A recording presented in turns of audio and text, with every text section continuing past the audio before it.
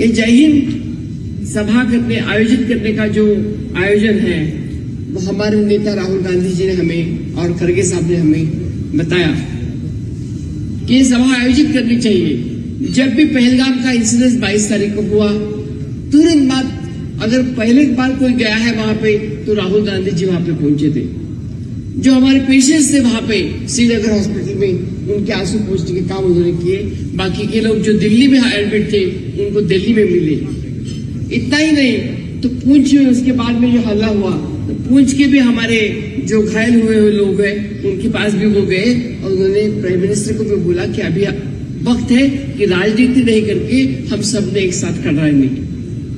और इस स्थान का महत्व ये इतना है मगध साहब कि यही स्थान है जहां से 500 मीटर दूर हमारा शिमला समझौता हुआ था। और शिमला समझौता क्या है? जो शिमला समझौता है उसमें हमारे जुल्फिकार अली भुट्टो और हमारी इंदिरा गांधी जी, इन दोनों प्रधानमंत्रियों ने आश्वासन दिया था कि हमारे दोनों देशों के बीच में तीसरा कोई हम आने नहीं देंगे। और उसका बिल्कुल विपरीत यहाँ पे हो गया है। हमने तीसरे आदमी को यहाँ पे इंटरफेयर करने के मौका दिया है और वो अमेरिका का राष्ट्राध्यक्ष है जिन्होंने डिक्लेयर कर दिया कि समझौता हो गया, सीज फायर हो गया। तो यह अधिकार किसने दिया उनको?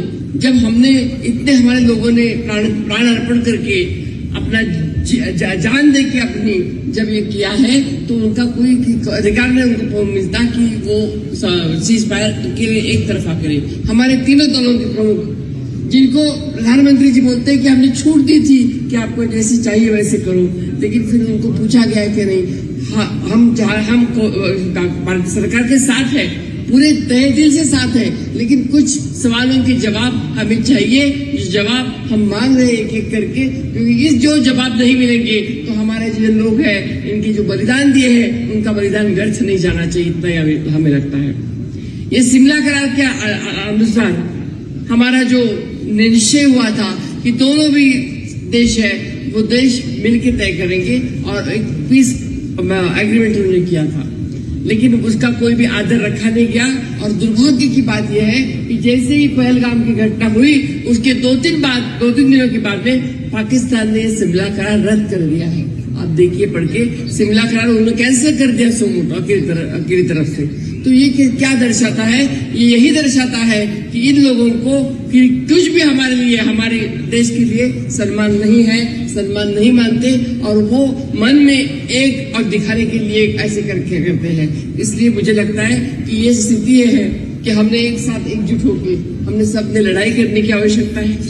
हमने सब एक बहुत ही सॉलिडेरिटी से हमने हमारे लोगों के साथ खड़ा रहना है। और ये जो हमारे सैनिक है जो मरे हुए हैं, ये शहीद हुए हैं, जो घायल हुए हैं, उनके साथ हम रहेंगे, इतना ही हम प्रतिज्ञा करेंगे।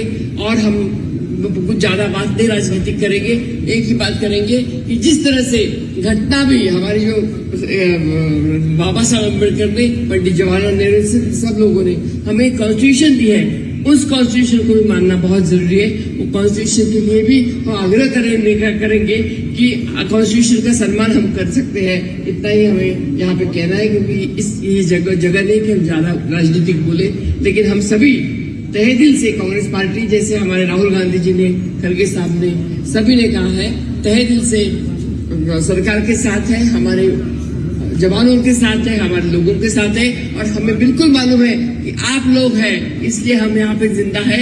हम घूम सकते हैं, हम सो सकते हैं, हम रह सकते हैं। अगर आप नहीं रहते तो हम नहीं रह सकते हैं। तो इसलिए हम आपका सम्मान करते हैं, हम बिल्कुल आपके साथ रहेंगे।